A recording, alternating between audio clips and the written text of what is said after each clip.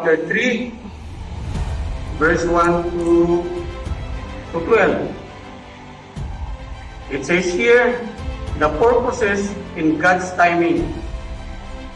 There is a season for everything and a time for every event under the sun. A time to be born and a time to die, a time to plant and a time to uproot what was planted. Mind you, this is also the favorite verse of our former President, Mayor Digong. It says here, a time to kill and a time to heal, a time to tear down and a time to build up, a time to weep and a time to laugh, a time to mourn and this time a chance, a time to die. So that's the purpose of life. What benefit does a worker gain from what he undertakes? I have observed the burdens placed by God on human beings in order to perfect them. He made everything beautiful in its time. He also placed eternity within them. Yet, no person can fully comprehend what God is doing from beginning to end. The author, King Solomon, has concluded. He said, I have concluded that the only worthwhile thing for them is to take pleasure in doing good in life. That is one of the reasons why there was a delay. Another reason, this is a personal story of one's life in the pursuit of mechanical engineering profession. After graduation in 1978,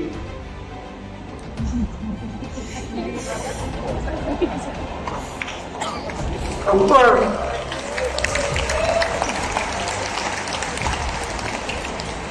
I immediately enrolled in a radio school in preparation for the board exam. But hindi pa nagkalapit ang review, hindi pa nga ako nagbayad ng aking tuition.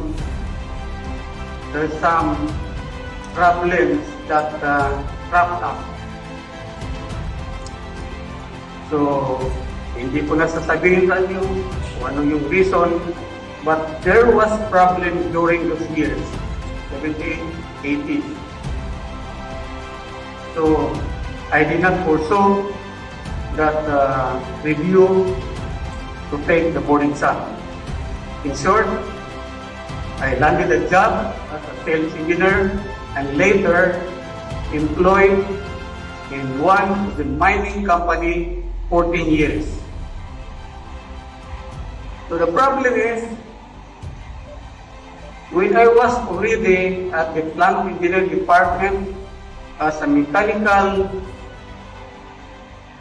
draftsman, I was overtaken by the new licensed mechanical engineers in terms of promotion. Napakasaklap. But thanks to my mentor, the late Napnogli, of blessed memory, Shalom be upon him.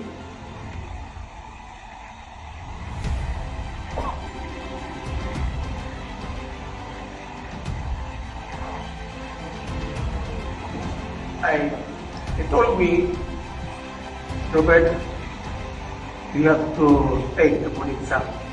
Sayang.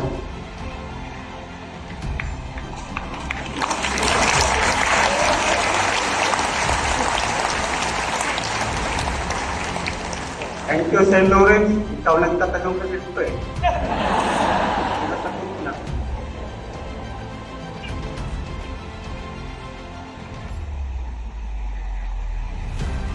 So, in short, I filed a leave for 2 to 3 months and enrolled the review. The beauty there is he bought me many books, reviewers, and he said, "This is for you. I will give free for you. But if you fail, you will pay this to me." What a pressure. Kabuti na lang, open books doon. I have that very old books by Highland and Commerce. Siguro textbook na may exam nila rin doon. Word for word, yung problem sa machine sign. So, I'm very lucky for that. But, mataas pa yung grado ko sa mathematics at sa machine design na meron na sana sample problems. So, in short, I passed the board exam and immediately when I came back to the mine, I was promoted as junior staff as mechanical engineer under the plant engineering department of a prestigious mine. Ang sarap ng buhay, libre kain, libre medicine, may housing allowance, may sasakyan, maripan pa yung tuition ng mga anak ko. Sabi ko dito na siguro mag-retire. And another opportunity was open.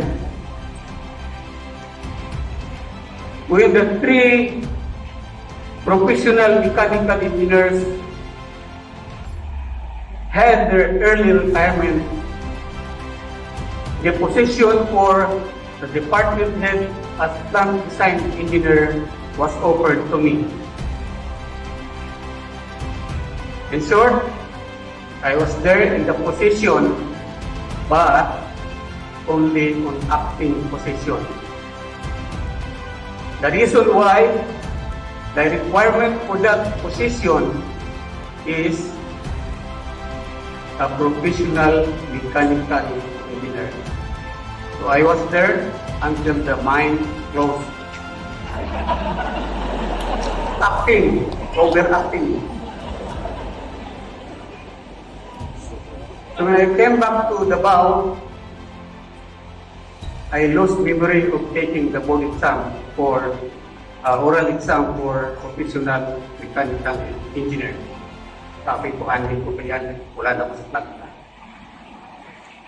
Until I was employed again in a US firm that came involved in the construction of Mahanagdong geothermal plant in Ormoc City. So I spent 10 years in mining, 10 years in construction, and after that, I was employed again in Bearing Center and Machinery Incorporated. So, actually, the story is very, very, very long. And if you want the details, I could give you my diary from 1971.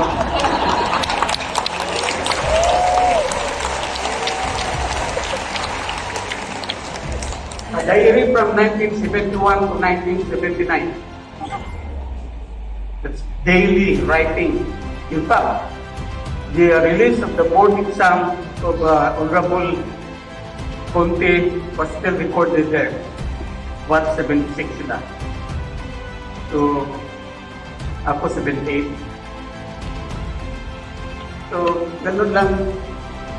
Then, why? Again, why I pursue this professional mechanical engineer? I retired 10 years ago. But my boss insisted that I will remain. I used to be the branch manager of Bearing Center, Davao City. But when I retired 10 years ago, he said, tayuan ka muna as consultant. So hanggang ngayon. So I am conducting some technical lectures. And ang mga audience ko minsan, karamihan, mga professional mechanical engineer. And the one conducting the lecture is only a RME. So parang merong gap. So a friend also is here. I don't want to mention his name, but he also awakened me in my deep sleep to take the oral exam for PE. Thank you, sir. Thank you, sir, for that encouragement. And as a sort of advice for the new mechanical engineers, papasalamat kayo sa inyong mga magulang at dahil very supportive sila na kayo pinadala sa universities na mag-aaral na siguro hindi nahirapan.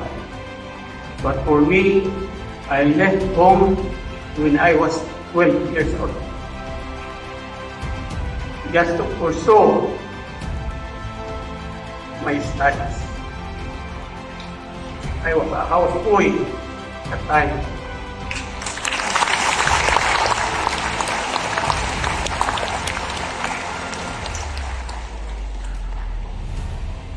By God's grace, I am here in this momentous event with you. I don't know, serious tayo. So, makikita nyo, kami mga professional mechanical engineers dito, makikita nyo sa likod, konti lang mayroong escort. Ibig sabihin, karamihan sa amin na walang escort, yung mababait na mababait na mga mechanical engineers. Joke lang yun, ha? Lastly, I got my RME license 35 years ago. At age 35, I was a licensed mechanical engineer. And another 35 years,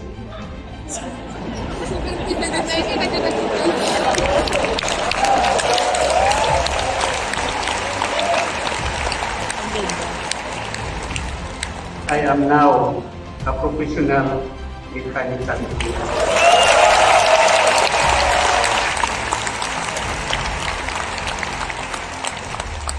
So if God chose, if the members of the board mechanical engineering is still alive 35 years from now, I will take the AFP. Pero by the time, kung buhay pa ako, pensionado, milyonaryo na rin ako. 1 million, kung umabot ka ng 100 years. So, ladies and gentlemen, maraming salamat po.